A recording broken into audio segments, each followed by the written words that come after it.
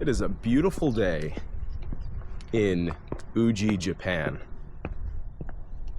Oh man, I have some really cool adventures that we're going to be going on. First up, it's about 7 a.m.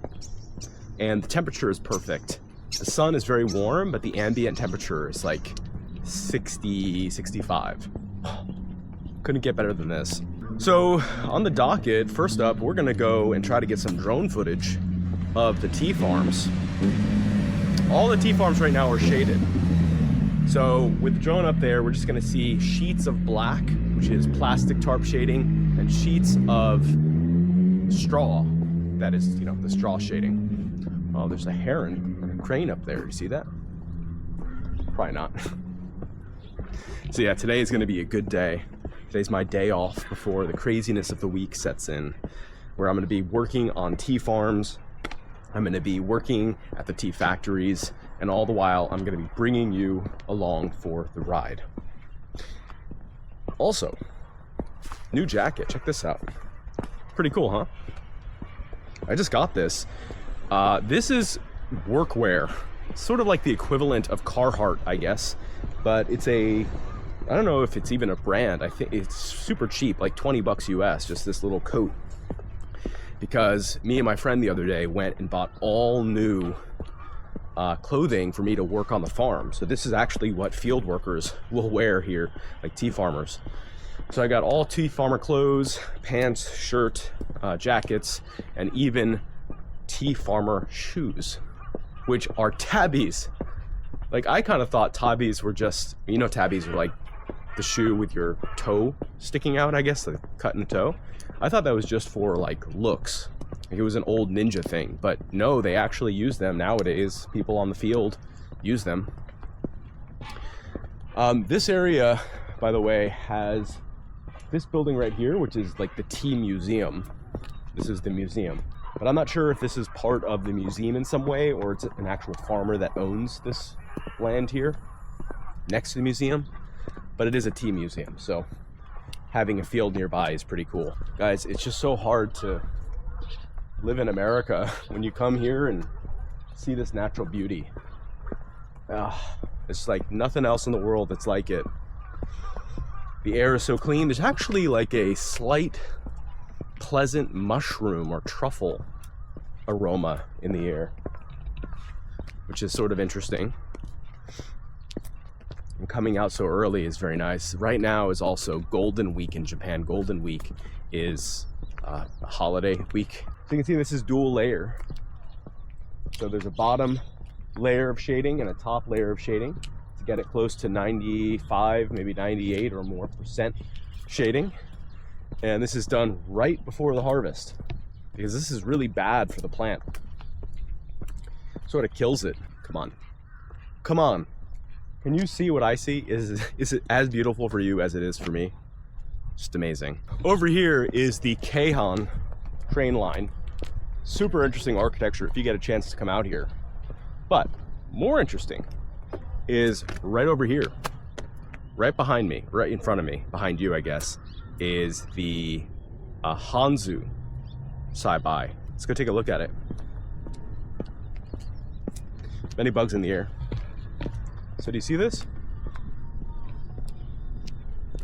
So this is shading using traditional materials. Now what's a little bit weird is you'll notice the top has these like bundles of hay. I would have expected that hay to be spread around to help increase the shading. So this may just be more of a demonstration setup here, but pretty cool. Traditional materials. It's said that these traditional materials increase the oika, the covered shade aroma, I guess is the best way to put it. It's just sort of a methylene is what the chemical is, but sort of like a nori, a shaded nori smell. There's a worker in there that's setting up fans. I guess he's gonna try to blow away the insects.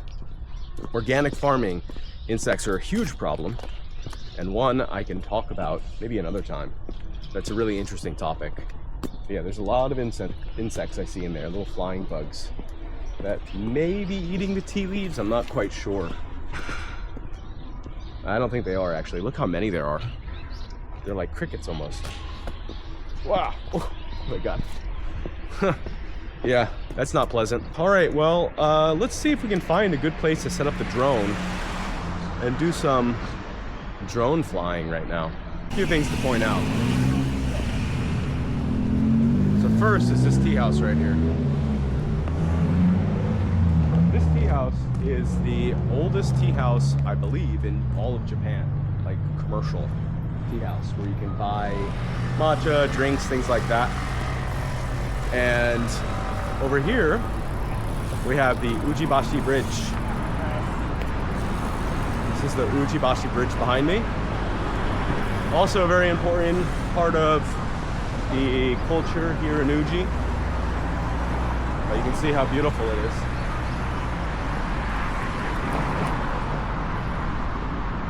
It's been rainy, so very strong current in the river today.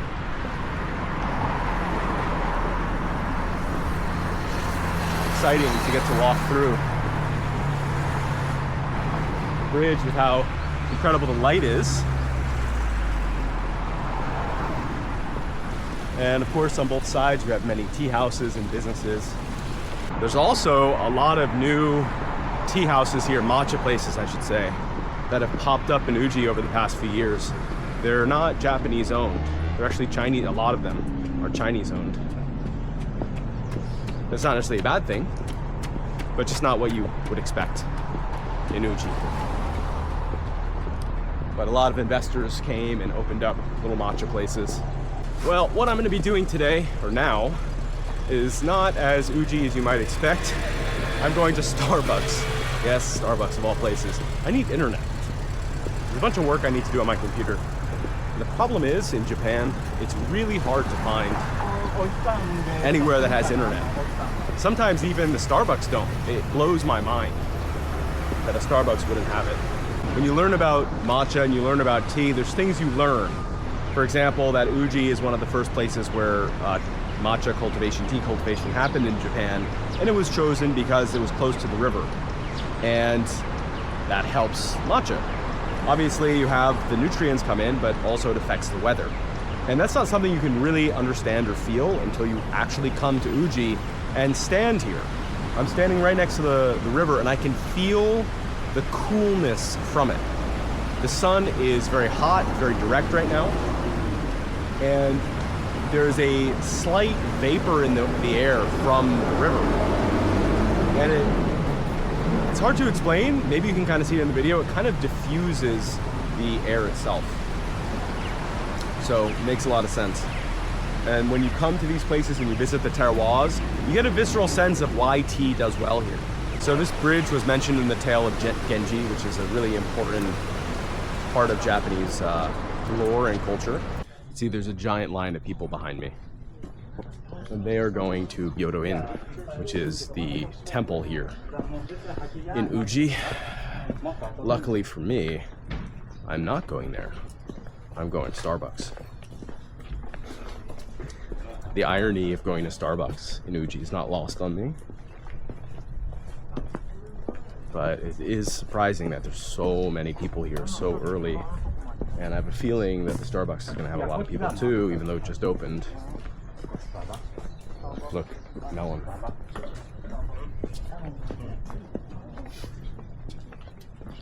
Yeah, Gyodo-in. Pretty cool. All right, well guys, I'm gonna download my footage and get some work done. And really the real reason I'm here is to get some time to figure out where I'm gonna go next, because my Airbnb doesn't have Wi-Fi. So I'll catch up with you guys in like an hour after we figure out where we're going next.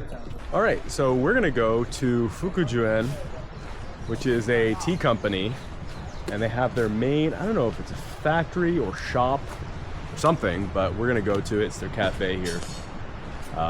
I love the company. They make matcha.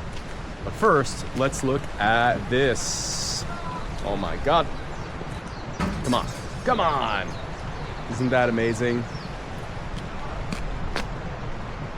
Yeah, I kind of want to go down there. I don't know if it's possible. I guess I could climb down. I don't know if I get in trouble. But yeah. Anyway, let's go get some matcha now. Hojicha roasting, matcha milling. So, it's cool. There's information on the second floor. It's closed. Let's see. Okay, so the shop's here. There's a museum in the back. And upstairs, tea garden, I guess. But let's go see the museum.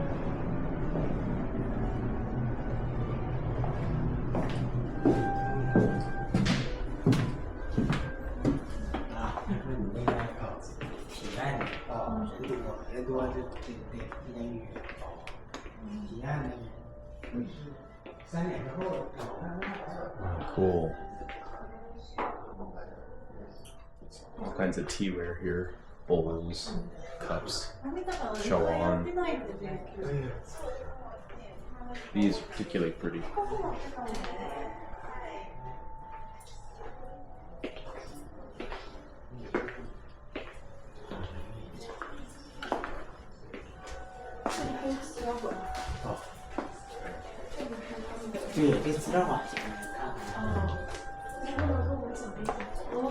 Alright, there's a museum here. Wow, this is so cool. Look at this. Alright, this is the UJI Museum at Fukujuin.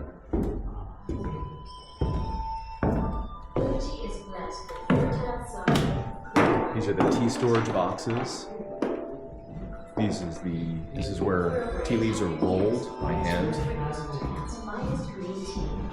It's funny, this is like, you know, the museum where you come and look at everything, but I actually work at the real ones. So it's kind of funny to, I don't know, be in this space. Some kind of temple here, I'm not sure which one it is.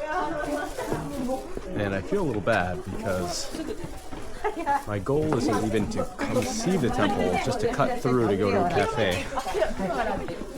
Not ideal. But I have my American Gaijin pass to get away with bad manners. We'll see if it helps me today.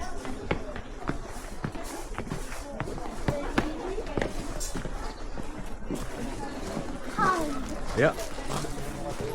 Cut through.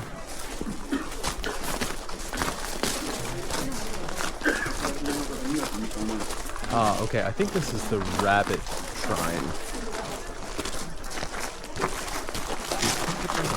So Fukujuin is cool. They have a matcha there that I really like that has gold in it. Gold flake. Kind of like a holiday matcha. And we're just gonna walk up this road, kind of on the side of the mountain here, and find this tea house. There's also a museum here for the tale of Genji.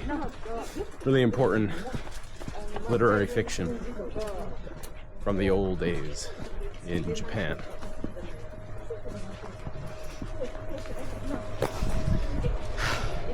Yeah, so the whole air here is floral.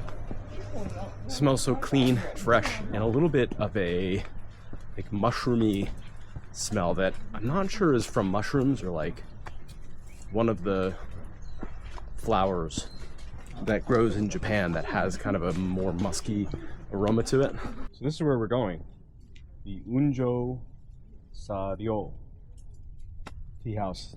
Turns out it's actually the museum's tea house. I didn't realize that.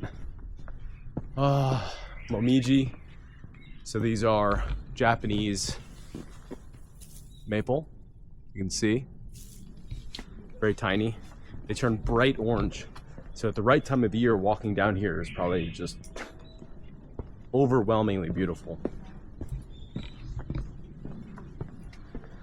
But right now, you get this beautiful, clear green color. It's like spring green, like Mountain Dew green. All right, let's see, where is the tea shop? That is the front of the museum.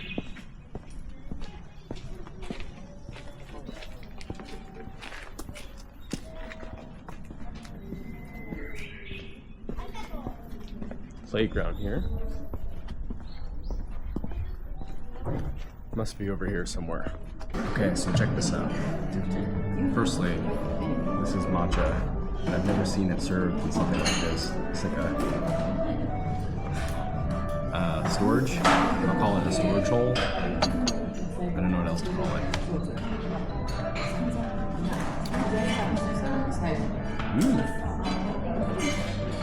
It's actually really good. Super good matcha. It's not bitter at all.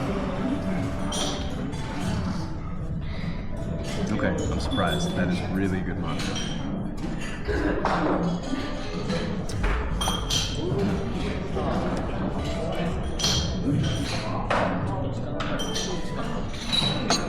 Okay, try the brown shade. Alright, so the inside is red bean.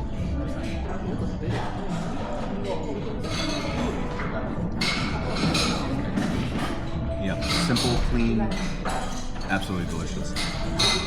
Alright, I'm filming this with another camera. But yeah, so let's get started. I couldn't find where to plug in the stovetop. So yeah, this is how you turn on, I guess, the ceiling fan. Anyway, I put it here and I plugged it in and it's right underneath the smoke detector. So I guess we're gonna see how this works. I think it should be okay. So we're doing nikujaga. So, well, this is donburi. It's like over rice, but it hopefully is like kind of the same flavor. I got hondashi, onion, quail eggs, should be pretty good. And this, got potatoes, garlic, and most importantly, konnyaku, like basically a non-edible noodle that has 0 calories, but it's used in this. A little bit of meat, and I got some salmon. And a few other creature comforts. I don't think I have to wash much of this. Maybe I have to wash the potatoes, so let's go do that.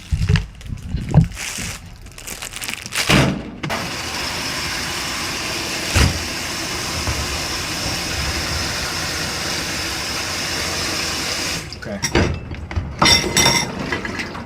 And yes, I will clean the sink at some point, so we're just gonna let this dry, and let's see if we can find a cutting board. Yes. Yeah. There we go. Start cutting all the vegetables. A lot of times in Japan, everything is so small when you stay at a hotel or whatever. But even this is kind of cramped, like to cook in. So I'll do my best.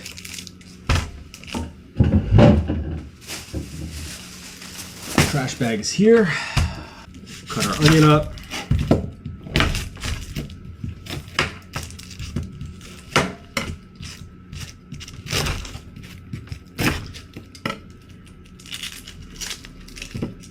This does not have to be good. Just has to be good enough.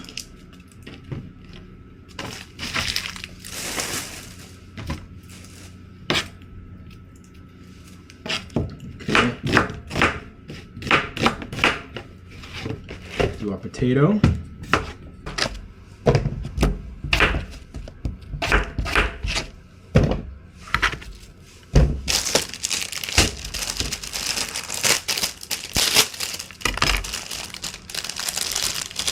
Three asparagus spears.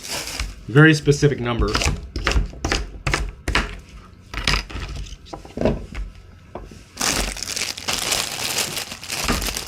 Mushroom.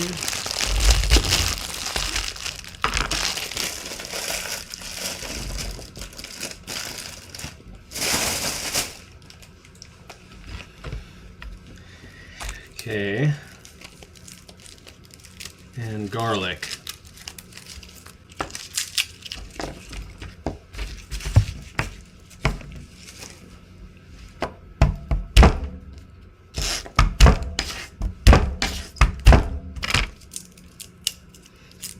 It's a little trick to get them out. You just smash it just a bit and then they pop right out.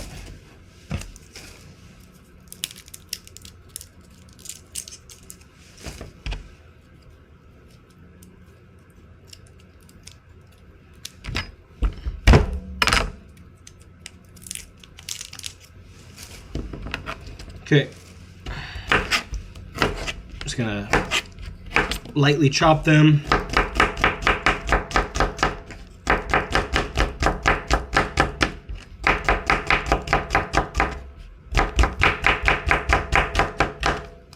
Good enough.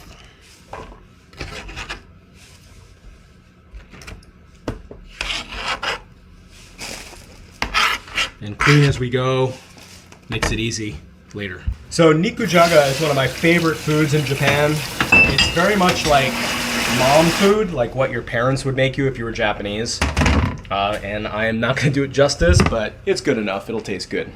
Also, have everything ready. Normally you'd want to cook all this like separately. You want to cook all of it separately so that way you don't overcook anything, but frankly I just don't care. It's good enough. Let's see how we can do this.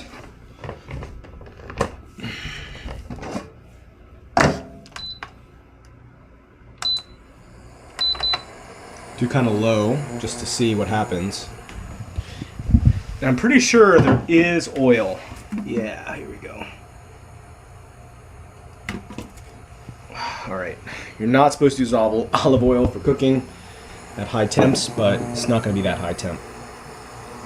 A little olive oil. There we go. And now we're going to put in some beef. This Wagyu. That looks pretty good, you got to admit. That looks good. All right, let's put all that in.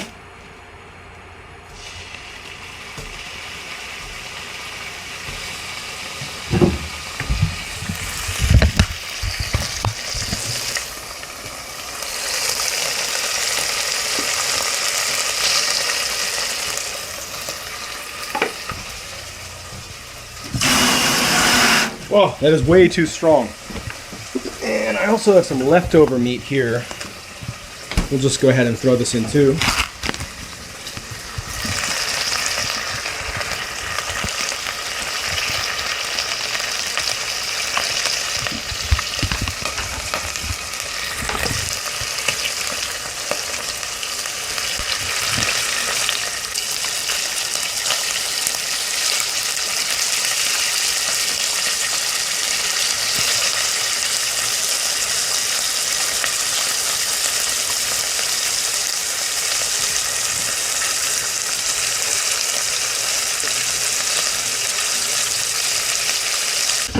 I'm a little bit scared that this is going to affect that smoke detector up there. It's literally right above it. So I'm trying to have the temperature not go too high. And this is a little trick in college. We used to get blankets wet and stuff them under the doors and stop certain kinds of smoke.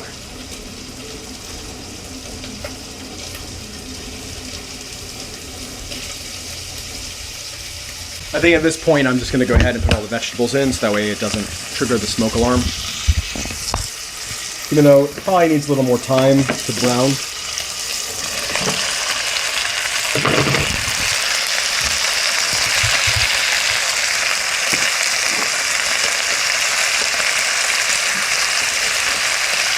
Oh, I forgot to cut these potatoes. Oops.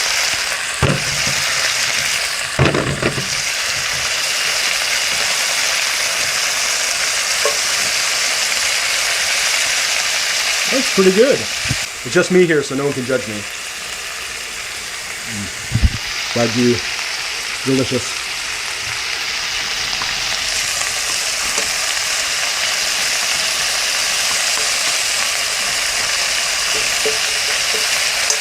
All right, we'll let that cook up a little bit, and then I'm gonna see what's next. We also have some salmon. Let's get that prepped up. Ooh, that looks so good. Look at the color on that. Got a little bit of salt.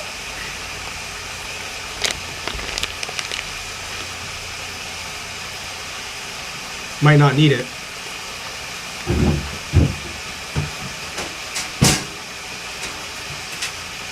And we'll put it on this baking tray.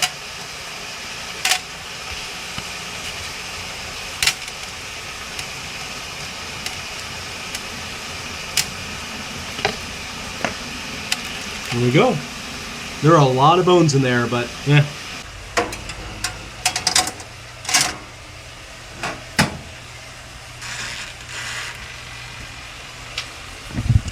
Okay, we'll let that cook up. And it'll be nice roasted salmon to go with our nikujaga, which is frying up beautifully. Let's take a look at it.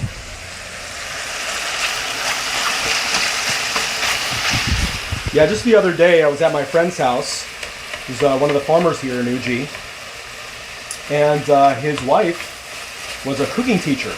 And we had dinner there, and she made nikujaga. That was just like this, except I'm sure much better. Now this is just comforting home Japanese food. And the apartment is smelling so good right now. I can't wait to eat this.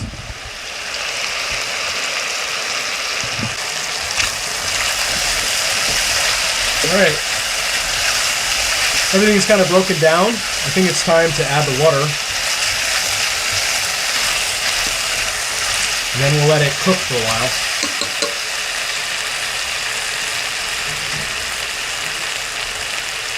But first, let's add a little salt.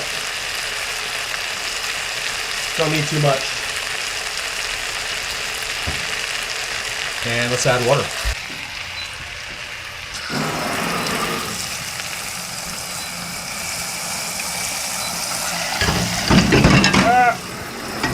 Oh my god. It's really getting heavy to hold it with one hand while I'm filming, so I almost dropped all this old dishwater into my soup, but luckily it didn't. Ooh, close call. Let me put this down. All right, so now we just gotta wait for it to boil, and I'm gonna add this right now. This is like MSG. It's basically seasoning that makes it taste really good. Whoa, that is a lot. I thought it was gonna be individual packet size. All right, well, let's just go ahead and add some in. This is gonna give it flavor, as if it was soup broth instead of water from the tap that I added.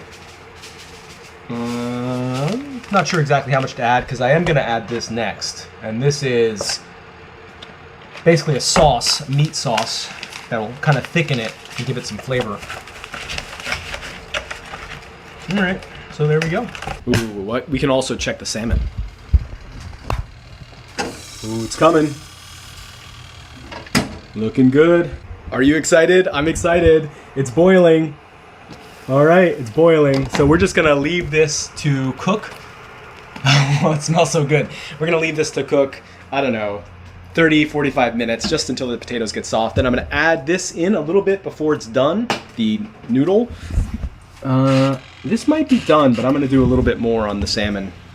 And then we're gonna have a feast, a Japanese feast here in UJI, Japan. How cool is that? While we wait for the nikujaga to finish cooking, which it's doing right there, maybe a little too hot, but yeah, whatever. I ended up getting this waffle. Now, if you're ever in Japan, do not pass up waffles like this. They have them at a lot of the grocery stores. Okay, it looks like a dry waffle. These things are incredible.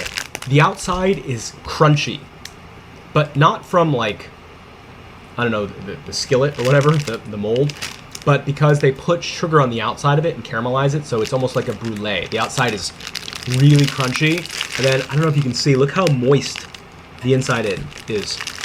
Oh, these waffles. Oh, it's so crunchy. It really hits the spot after spending all day walking around Japan. Having a nice sweet waffle like this before dinner. I don't know if you can hear the crunch. I feel a little embarrassed to chew in front of the camera. But we're coming along.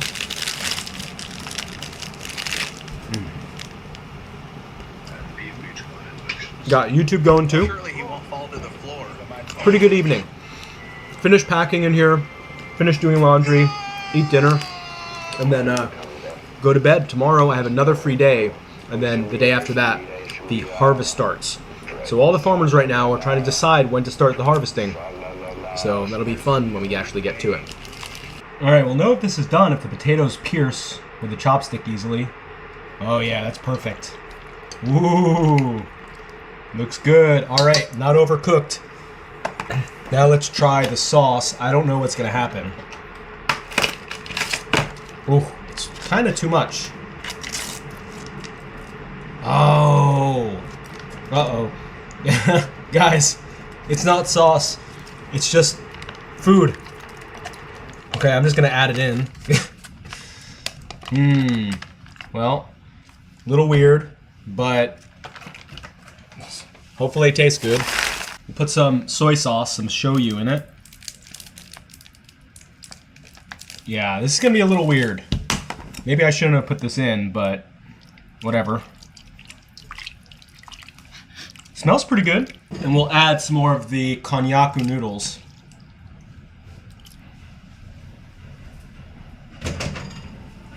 I've been soaking them. You need to soak them before you use them. I don't know how long, because they kind of have a bad taste and smell if you don't soak them and rinse them a bunch.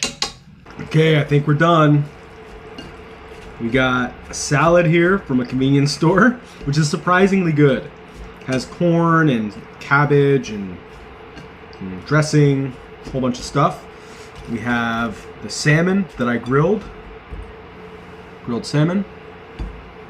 I have some, I believe, imitation crab, but could be real. And I think it's old, so I might get sick from it. And we have the nikujaga, which might be hard to serve, but let me try my best here. Yeah. There's not really like a serving spoon. Let me try my hardest to get this. Splashing it on myself a little bit, and yes, that hurts. Okay. Put some of the soup back. I want all the ingredients, not the stupid soup. Okay, nikujaga. How will it taste? Okay. All right, let's try. Open this up too.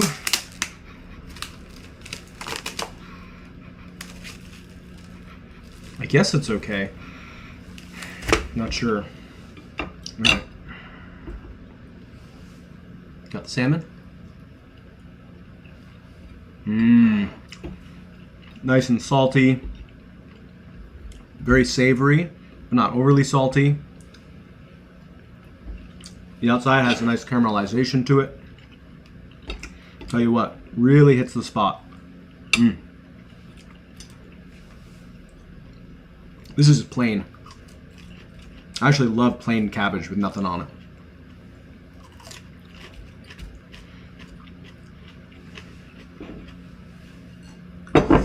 Put some of these eggs in here.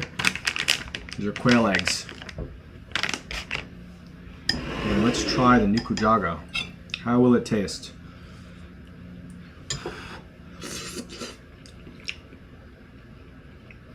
Not too bad. It's not as good as regular nikujaga. It's not as sweet as it should be. And a little flat compared to a fresh made one with the right sauce. You know, this doesn't have like a real stock in it. And it also doesn't have sake or any of the other things that real nikujaga has. But all in all, that is not bad. And yeah, they do slurp their soup here in Japan. So you might hate it, but I can do it if I'm in Japan. Not bad at all. Nikujaga is basically a beef soup. It uses beef, it uses a dashi stock, which is like kombu seaweed, very savory. They usually have, again, konnyaku, potato, carrot, that's sort of like the base, and then other vegetables might get thrown in. Okay. Let's try, I think this is fake, I'm not sure. Okay, good news and bad news. Good news is it's not bad. I don't think I'll get sick from it. But bad news is it's definitely fake. It's not real crab, which I thought it was. Now, I know you're thinking maybe it would be too expensive to be a real crab, but they actually have tons of real crab at grocery stores that's packaged just like that for basically a single serving. And then the salad.